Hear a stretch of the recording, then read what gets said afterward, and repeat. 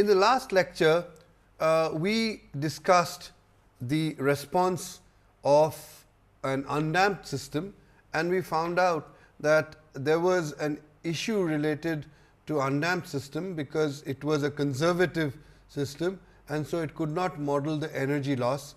And so, we introduced the concept of viscous damping in the structure, and from that we obtained the free vibration equation. We saw that the parameter C, which is the dashpot constant, C upon 2 m omega is a critical damping ratio, and if we take the ratio of the actual damping to the critical damping, which is C upon 2 m omega, which is defined by a parameter called xi, and we call that, although that should strictly be called ratio of the viscous dashpot constant to the critical dashpot constant, we specify it as viscous damping ratio or damping ratio. Because if we model it as viscous damping, the energy loss by viscous damping, then we just call it damping ratio. So, the parameter zeta, which is C upon T omega, is the damping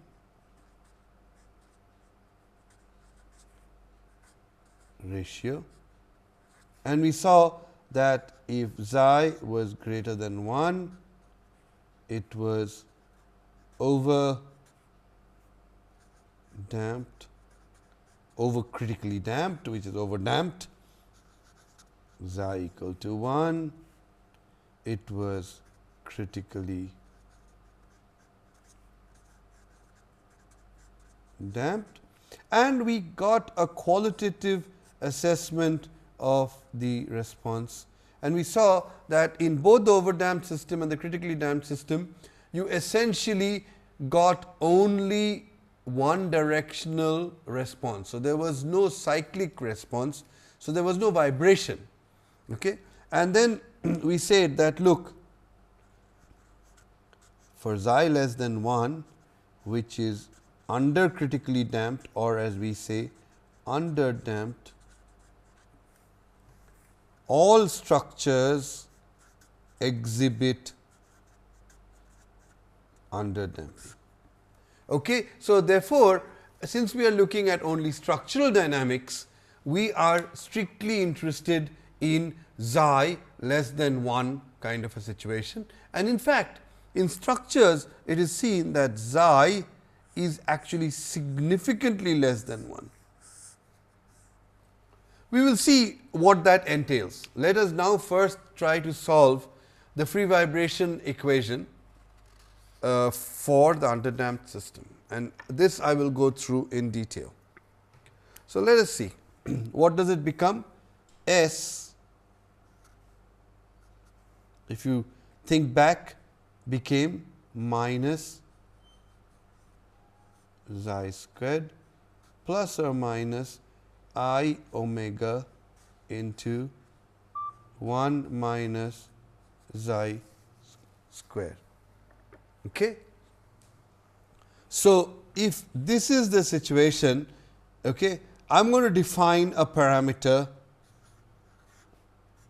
omega d, which I will call by omega 1 minus xi squared. Okay. Then S becomes equal to minus zeta omega plus minus I omega d. Okay. So, then u of t essentially becomes e to the power of minus xi omega t into a1 e to the power of plus I omega t plus a2 e to the power of minus I omega dt. Let us assume that we ignore this term. See, if you look at this, this is the solution, right. If you get this, plug it in, you get, if you put it in, you get e to the power of minus xi omega plus I omega the whole times t, and so that becomes e to the power of minus I. So, let us just forget this. This term, if you look at it, is identical to what we had got for the undamped system, excepting that there we had omega and here we have omega d.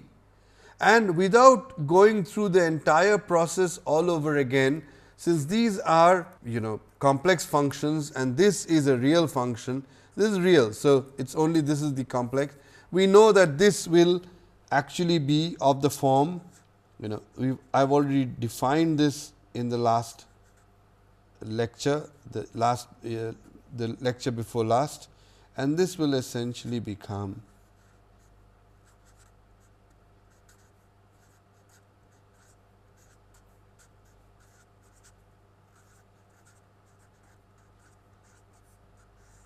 because these have to add up to be a real function, the same thing. So, this basically becomes this. Okay.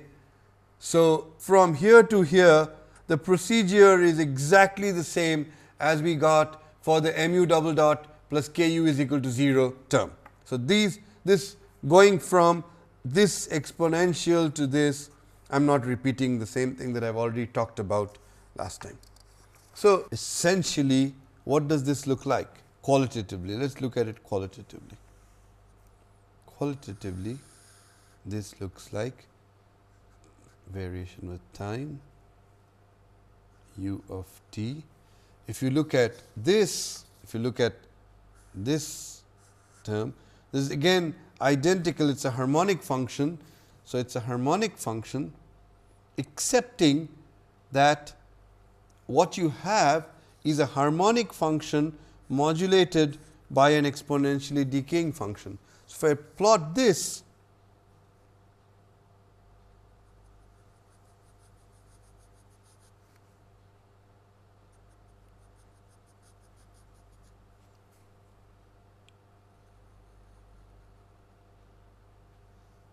the harmonic function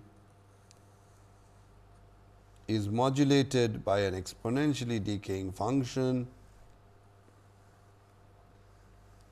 and this is what we have, and obviously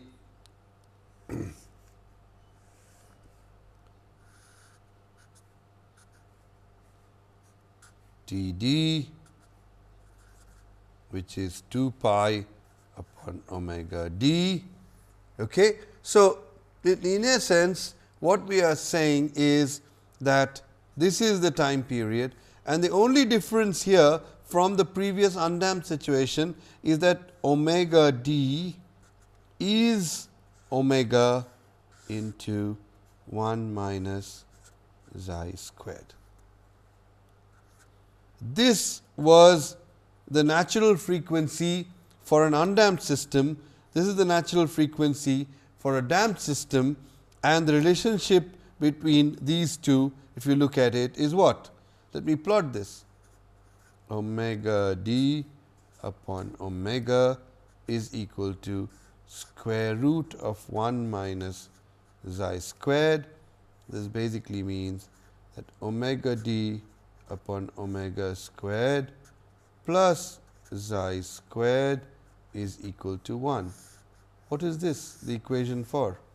This is the equation for a circle. Only problem is that xi is positive by definition. So, it is only from here to here. Omega d and omega are both positive by definition. Okay. So, what we actually have is, if you look at this, this is 1, this is 1, and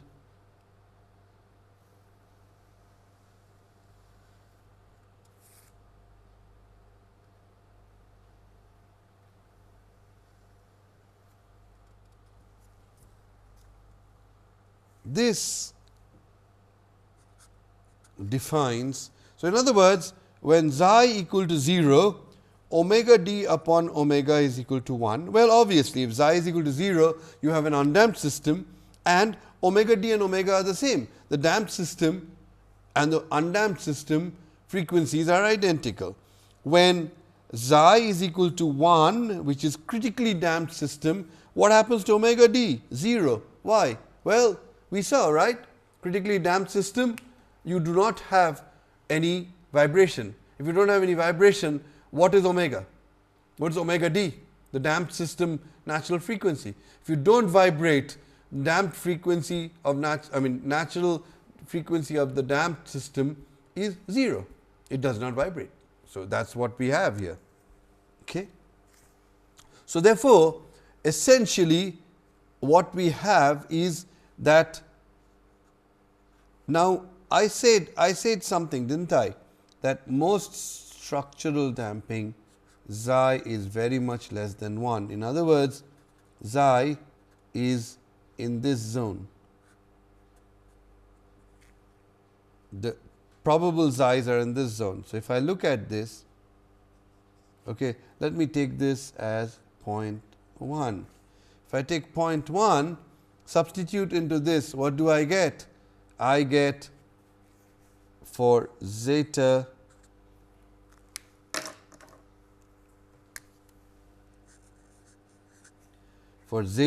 equal to 0.1,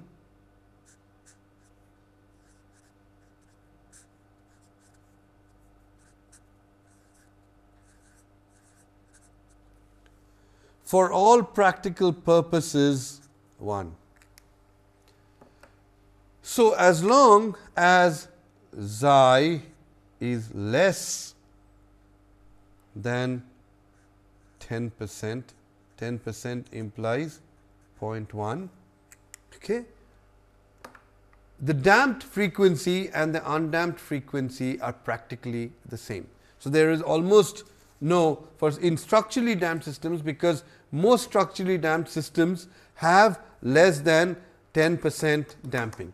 Most structural systems have less than 10% damping, in which case this frequency, or rather the time period, is identical of both the damped system and the undamped system are practically the same for all practical purposes.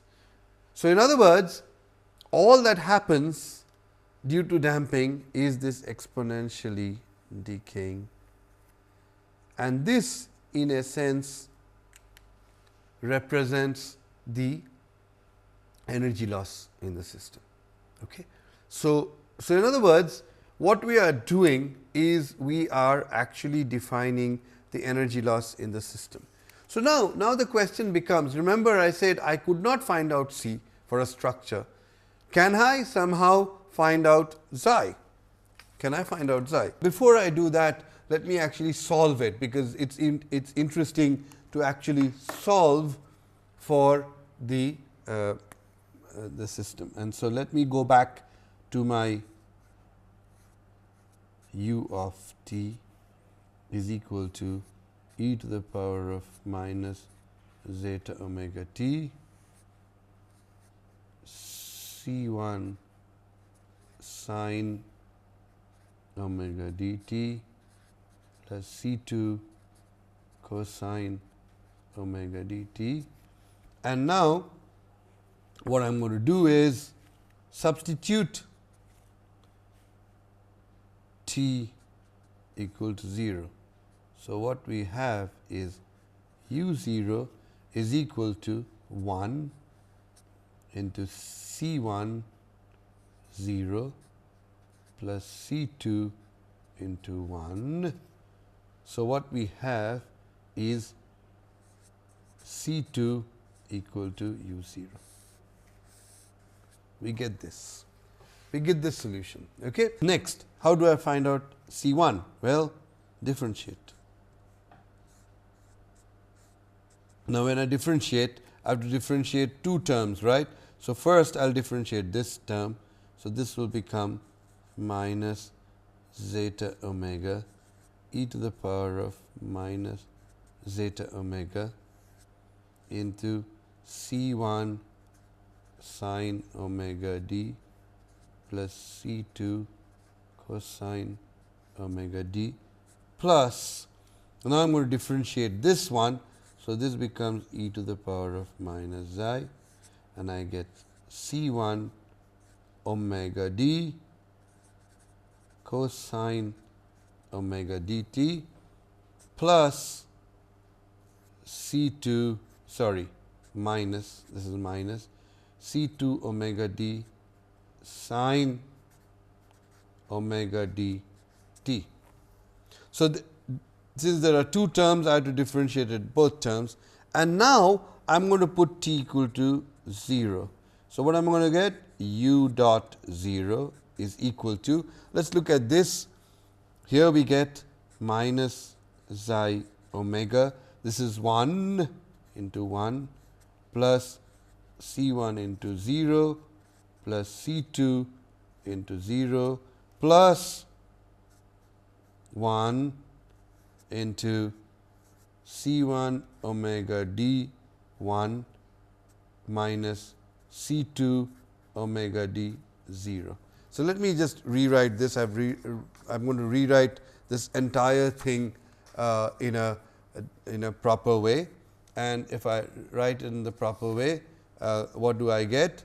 I get u dot 0 is equal to, I am so sorry, here you do not have C2, this is C2 into 1. So, you get minus xi omega C2 plus C1 omega d is equal to U1. Okay. Now, we know that C2 is equal to U0. So, let us substitute that in here. So, this becomes minus xi omega U0 plus C1 omega d. So, what does C1 become? C1 becomes xi omega U0 plus U dot, the entire thing divided by omega d. So, if you look at this, this becomes, what is omega d upon omega? We have already seen that omega d upon omega is equal to square root of 1 minus xi squared. So, this basically becomes then C1 becomes u dot upon omega d plus xi omega, xi u0 upon 1 minus xi squared. So, having plugged those in, what I get ultimately as my solution is u of t is equal to minus xi omega t plus u0 cosine omega d plus u dot upon omega d plus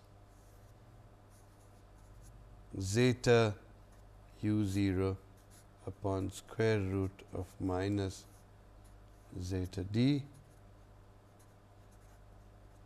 sine omega d. A fairly complex equation, isn't it? But understand that we see that last time, if you looked at the solution, what did we get? We got for the undamped system u0 cosine omega d plus u dot 0 upon omega into sine omega dt, right. Because of the, since zeta xi which represents the damping is non-zero here. Now, plug in into this xi equal to 0. If you plug in xi equal to 0, this becomes 1.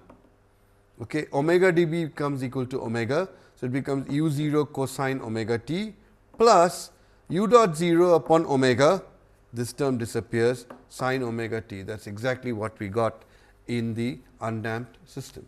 So, you see the damped system free vibration response actually includes the undamped system response.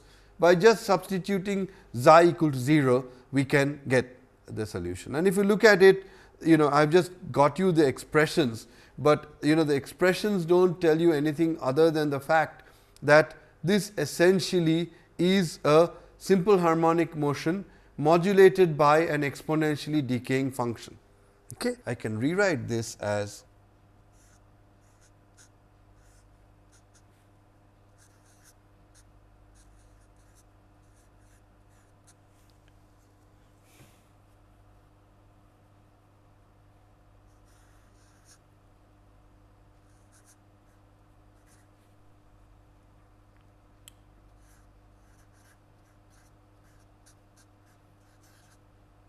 the question becomes that, okay, what's rho? Rho is the amplitude. Rho is equal to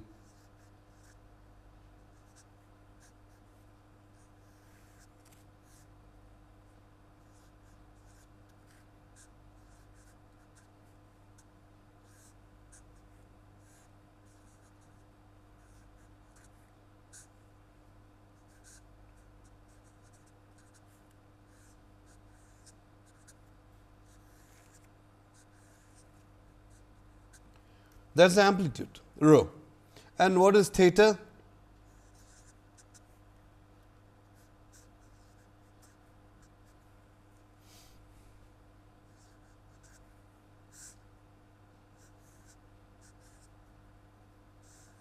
This term.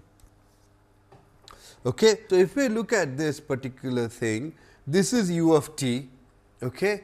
And so, if you look at the maximum response is nothing but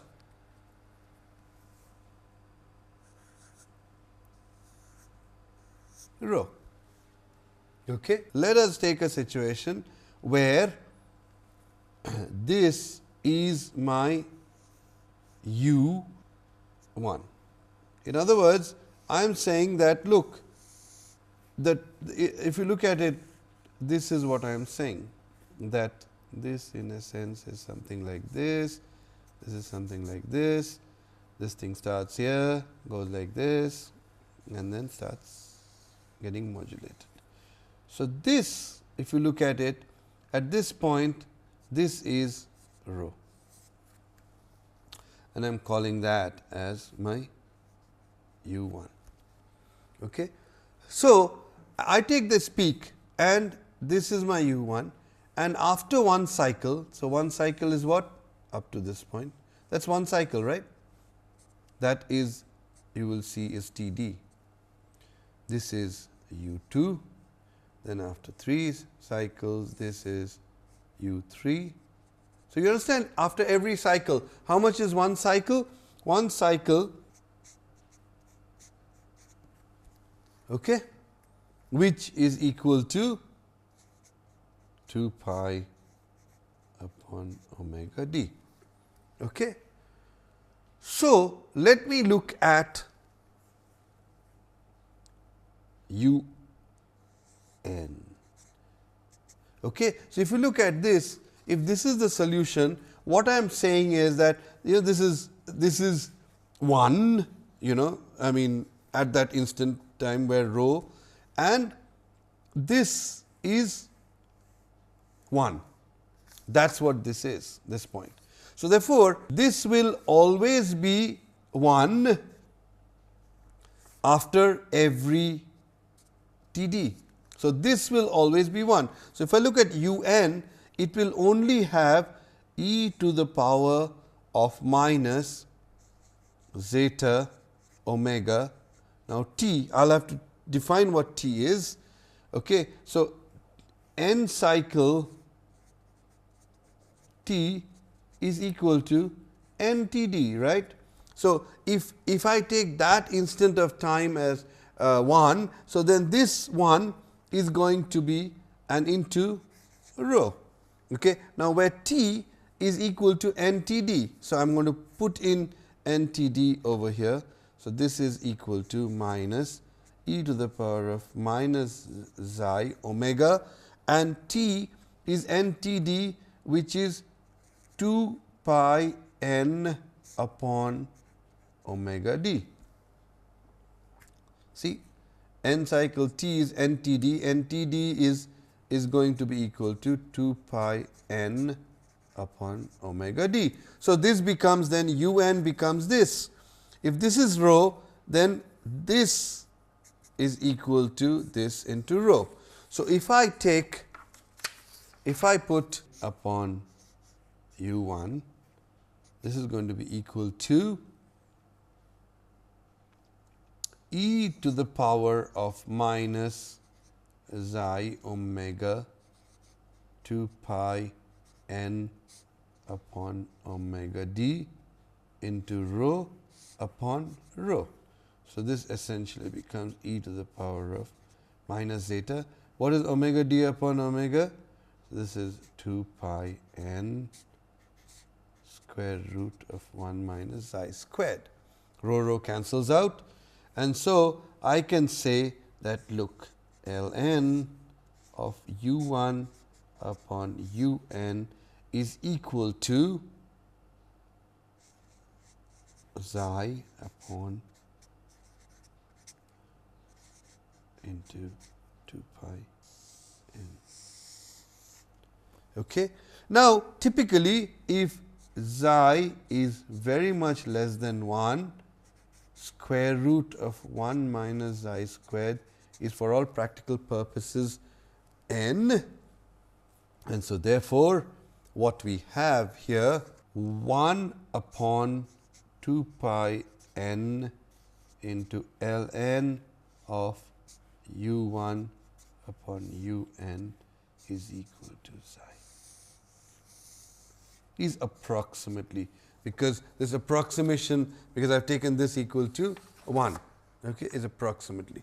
So, as long as xi is less than 0.1, this equation is good enough. Now, this for n equal to 1, okay, this is known as the logarithmic decrement. So, this in a way is nth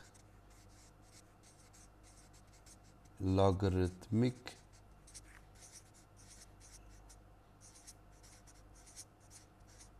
decrement. Okay. So, you see now can I obtain xi experimentally? Well, I can. Let me set the system into vibration, and then this is where my rho is. So, I just take my first point of time as this point, okay, and then I go through n cycles and come back here and measure this from here to here.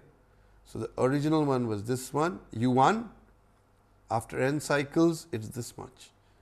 I can measure those. I can measure. Will again, as I said, later on in this, during this course, you are going to be going to the lab and you will actually be looking at this, and you can get this and you can get this, and this is something that you have taken. How many cycles of vibration have you taken, and based on that cycle of vibration you can directly get xi. Okay. So, experimentally we can measure xi for any structure. Okay. So, here is the first one. Experimentally we can get the mass of the structure, experimentally we can get k of the structure, and experimentally we can get xi of the structure. Okay. And if you look at it, the dynamic characteristics, now I want to come back to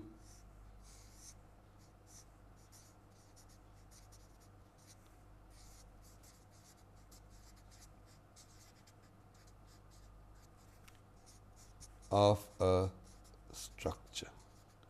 I am going to talk about this dynamic characteristic of a structure over and over again in this course. These are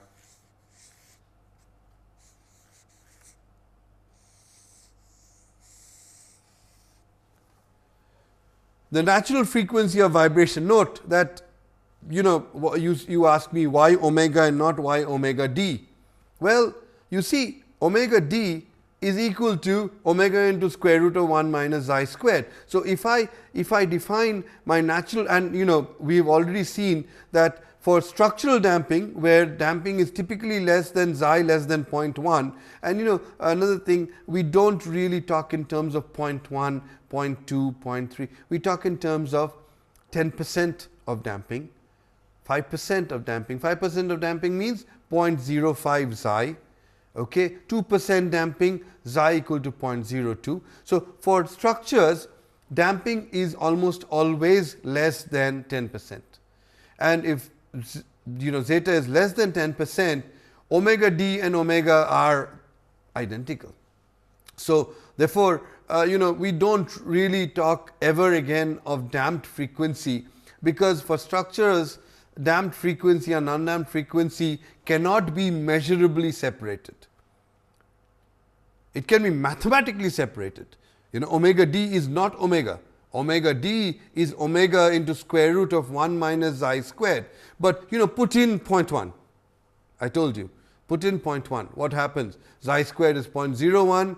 So, 1 minus xi squared is 0.99. Square root of 0.99 is approximately about 0.995. So, omega d upon omega is 0.995. You can't measurably separate it. Okay, 99.5%. The natural frequency is 99.5% of omega. Measurable, there is no measurable difference. So, measurably, omega d and omega are the same. So, therefore, we say we measure whenever we actually are measuring omega d, we call that as omega, because as long as xi is less than 10%. Okay. So, therefore, omega or omega d, whichever you choose, but I prefer omega, natural frequency of vibration of the structure, and xi, which is the damping ratio. These are the dynamic characteristics of the structure, and these determine how can I determine these experimentally? Sure, I can.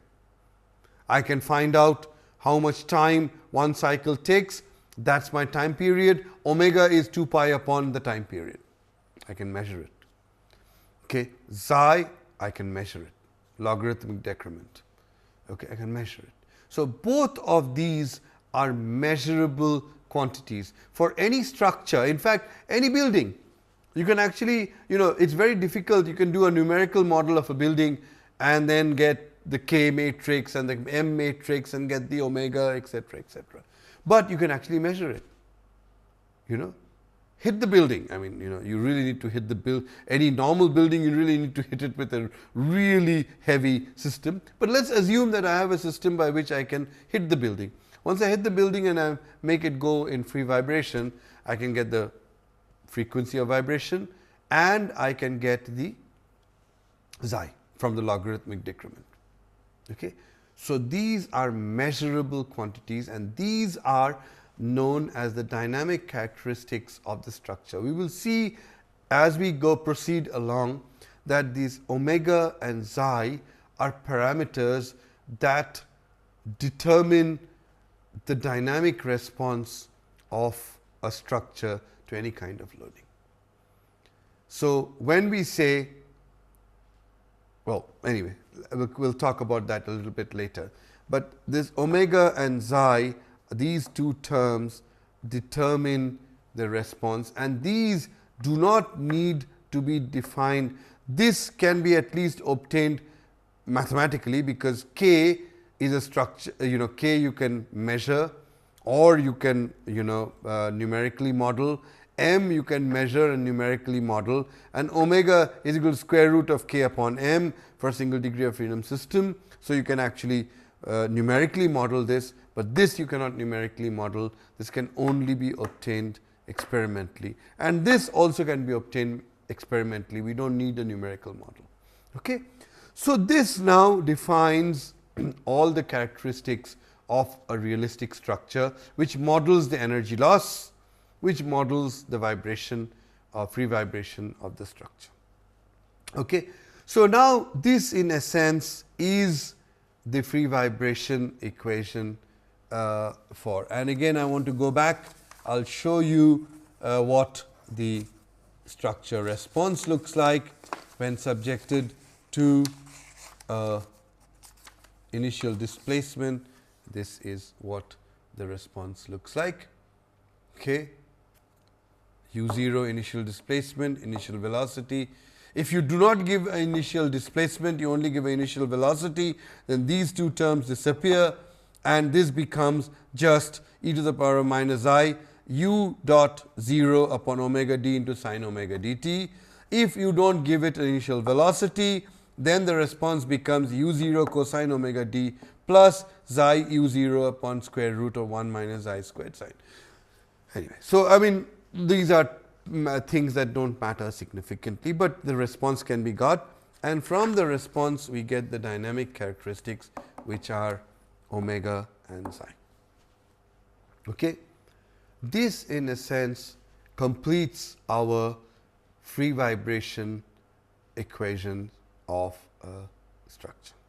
Okay. Now the question then becomes, suppose now I just want to go back one point, and that is here I made this approximation that this is approximately equal to 1. So, I can neglect this and get directly from here I can get this solution, right. Okay. What if zeta xi is not less than 0.1? What happens? Well, the way we do it is we obtain xi from here, compute this term, okay, and iteratively. Now, once you know this, you can start getting this, and now this will not be satisfied anymore. So, you have to get a new xi, okay. So, new xi, so that this term comes close, so this is then solved iteratively for xi. Okay. So, the initial xi is obtained in this way, and then if xi is greater than 0.1, then you need to go back and get the xi by iteratively solving for this. Okay. So, that is all. I mean there is nothing really that much, you can always get xi from the free vibration. Okay. So, what I will do is I am going to kind of stop this discussion on free vibration at this point, and we will go back and look at actual problems. We will look at the lab. I will start off actually with the lab, and then look at how to solve problems from the lab. Okay. So, now what I want to do is, for the little bit of time that I have left for this particular lecture, I am going to start looking at, well, we have looked at free vibration, we have looked at omega zeta. Now, we have to see how do we solve, and now I am going to introduce this in, because this actually from, if you know xi, you can actually find out c, but anyway it does not matter. We will see later that we do not really need to know psi as long c as long as we know xi. So, this is equation. This is the equation that I need to solve for any loading, any dynamic loading that I have. How do I go about it? So, I just want to spend the next 10 to 15 minutes looking at how do I solve this. So, I am essentially going to do a review solution of linear second order differential equations. So, how do we solve this? And this is of course with u0 and u dot 0, the initial conditions. How do I solve this? Well, mathematics says that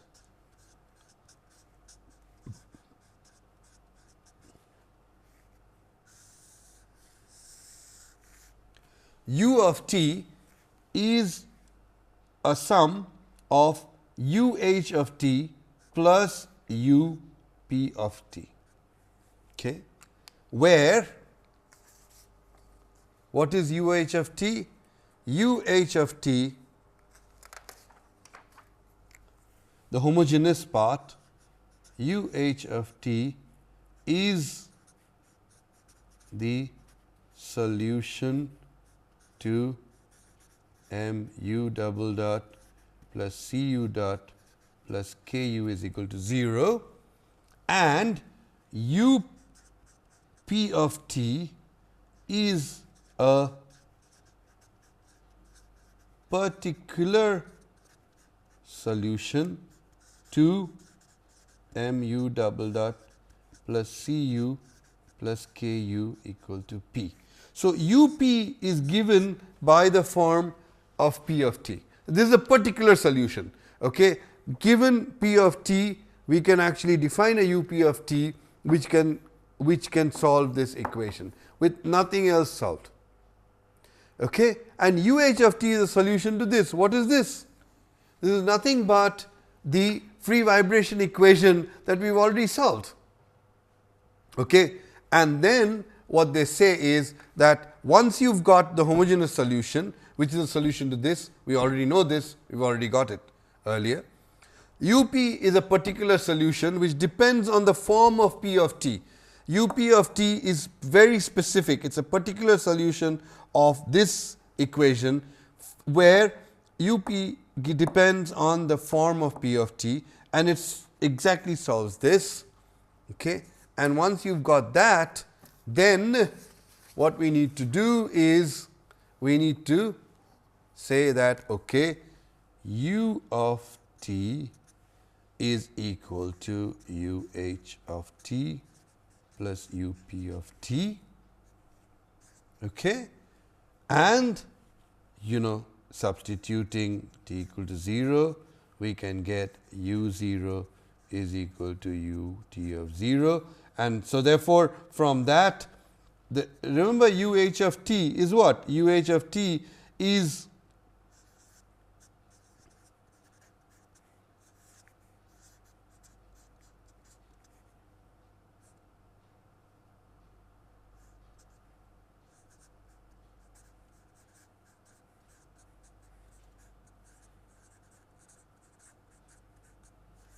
and so u of t is this plus the particular solution, which is completely solved given this has no unknowns, because this is a particular solution which represents u p of t. Okay. And so, this plus this, and then you substitute t equals 0, u 0 and u dot 0 to get a 1 and a 2, where it is u of t which is this plus this which gives you the solution. So, therefore, when you are looking at the solution of a force vibration problem, what is the force vibration problem? That is this problem. Mu double dot plus Cu dot plus Ku is equal to P of t. This is a forced vibration problem. So, here essentially u h of t, we have already said u h of t is of this form. We have already solved this, because you see u h of t essentially solves is a solution to this problem, which we have already solved. This is a free vibration problem. Okay. U p of t depends on p of t, and it is a particular solution. Okay. And once we have that, then we can get a 1 and a 2 from the initial conditions, and we have the solution u of t, which is this solution for this loading. So, this is the displacement response to forced loading. Okay. So, this is the overview of response of a structure to any kind of loading. Now, what kind of loadings are we going to consider? Let me just, before I start solving any of those, what kind of loading are we going to look at? We are going to look at loading that occurs in real life. What kind of loading happens in real life? Let us look at that.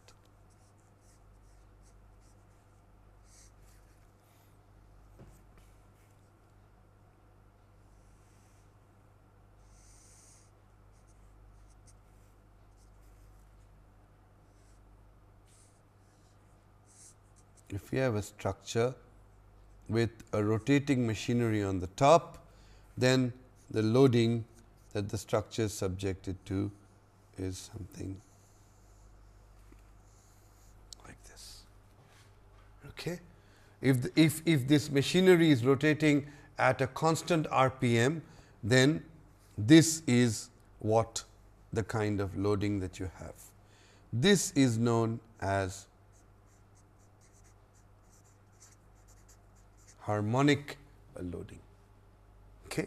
Then another kind of loading that you see, and this is seen for example in a ship through the propeller. The propeller is also rotating, but in that kind of a situation what you see is something like this. This, you see, in harmonic this gets repeated, in periodic this gets repeated, periodic loading. And so the rotating machinery on at a constant velocity, at a constant RPM on a building develops a harmonic loading. A ship's propeller or any kind of a system which is unbalanced, okay, a ship's propeller is never balanced. It subjects the structure to periodic loading. Okay. What other kind of loading do we see? Well, another kind of loading that we see is what's known as PT.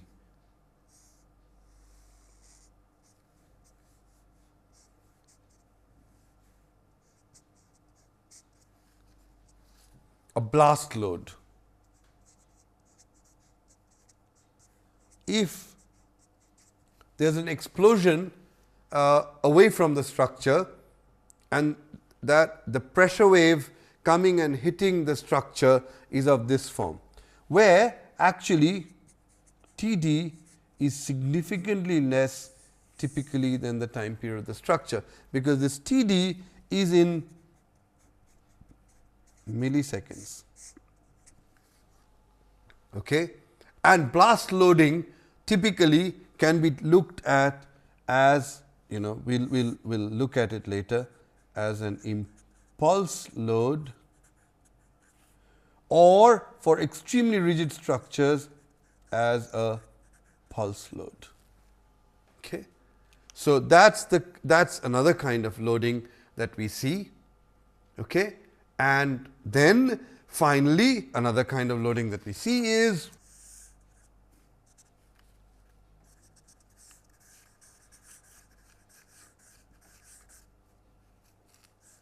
a building subjected to an earthquake.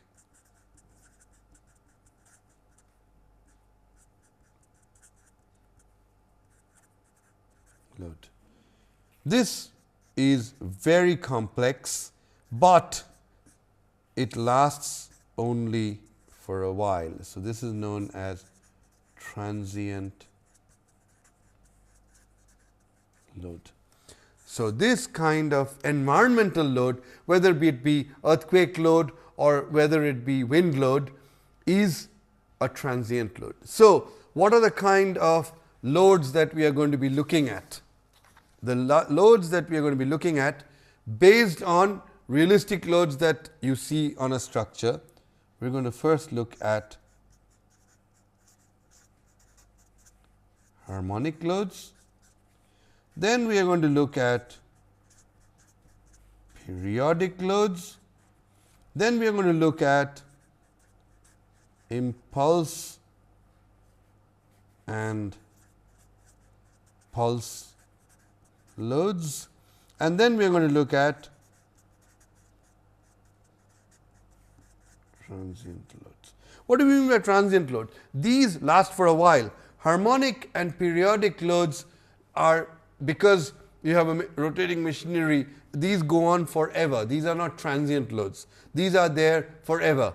These are there for extremely short duration. These are there for a longer duration.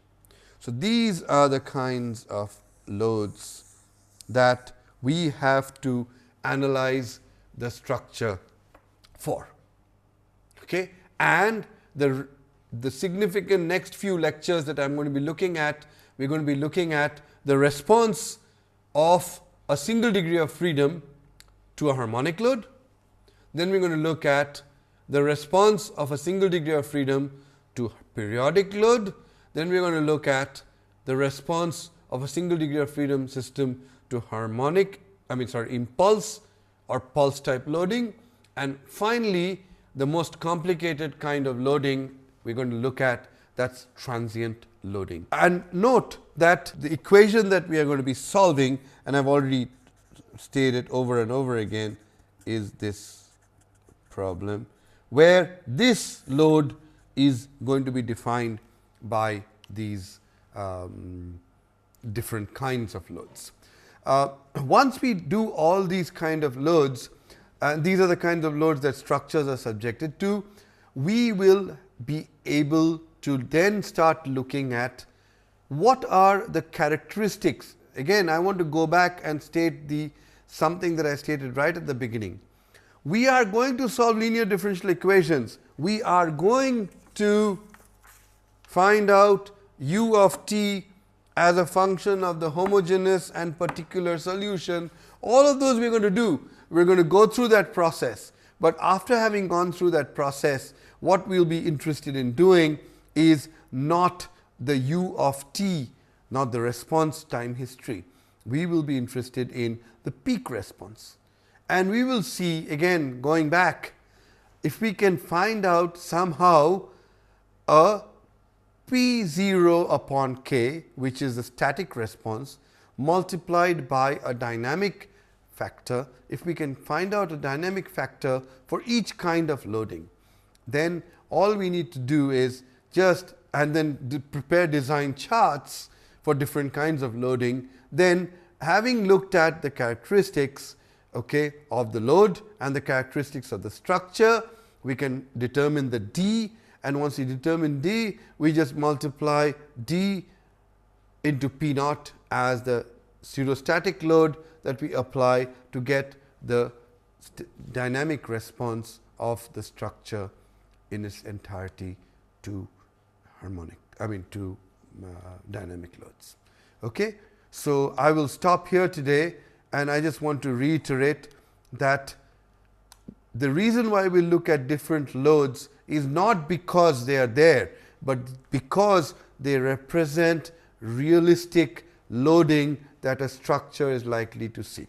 So, I wanted to establish the reason why we look at different kinds of load, and never forget that we are engineers, we are not mathematicians. So, although the mathematics we are going to be looking at, ultimately we have to step back and see why are we looking at the mathematics. The mathematics is important to us because we need to look at specific responses to specific kinds of loads. Okay. So, from the next lecture we are going to look at forced vibration of a single degree of freedom system subjected to different kinds of loads. Thank you very much.